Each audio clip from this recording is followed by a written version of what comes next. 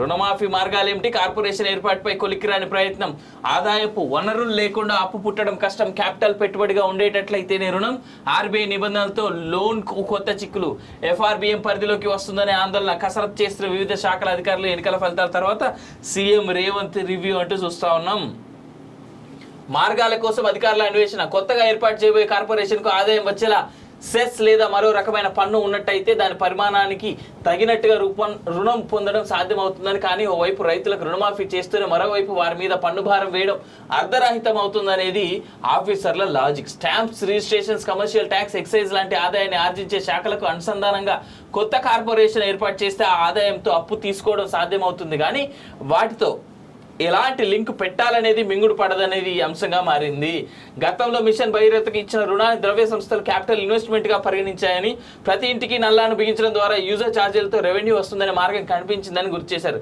కానీ ఇప్పుడు రైతు రుణమాఫీని ఆ కోవ కిందకి తీసుకురాలేమని, ఆదాయ మార్గమే లేనప్పుడు రుణం దొరకడం కష్టంగా మారిందన్నది ఓ ఆఫీసర్ వాదన. ఎలాంటి రెవెన్యూ సోర్స్ చూపించకుండా రిజర్వ్ బ్యాంక్ నుంచి లేదా ద్రవ్య సంస్థలు లేదా కమర్షియల్ బ్యాంకుల నుంచి రుణం తీసుకోవడం సాధ్యం కాదని, అలా తీసుకున్న దాని FRBM fiscal responsibility and budget management కిందకు తీసుకురావాల్సి ఉంటుందని ఆర్బీఐ వాదన గుర్తు చేశారు.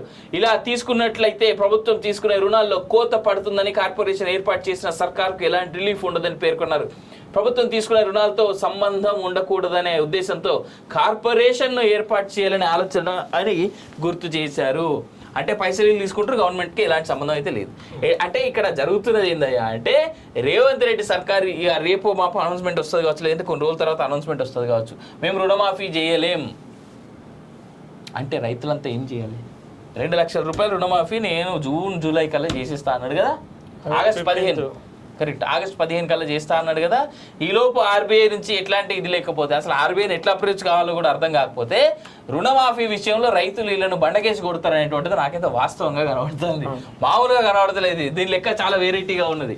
ఏదేమైనా లోక్సభ ఎలక్షన్ల తర్వాత రిజల్ట్స్ తర్వాతనే ఉంటుంది. ఎందుకంటే ఇక్కడ ఇంకోటి కూడా గమనించుకోవాలి, ఇండి కూటమి గెలిస్తేనే వీళ్ళకి ఏమైనా పాజిటివ్గా ఉంటుంది. గెలిస్తేనే, కానీ గెలిచేందుకు అవకాశాలు ఉన్నాయా? లేవు, ముమ్మాటికి కనబడతలేవు కూడా.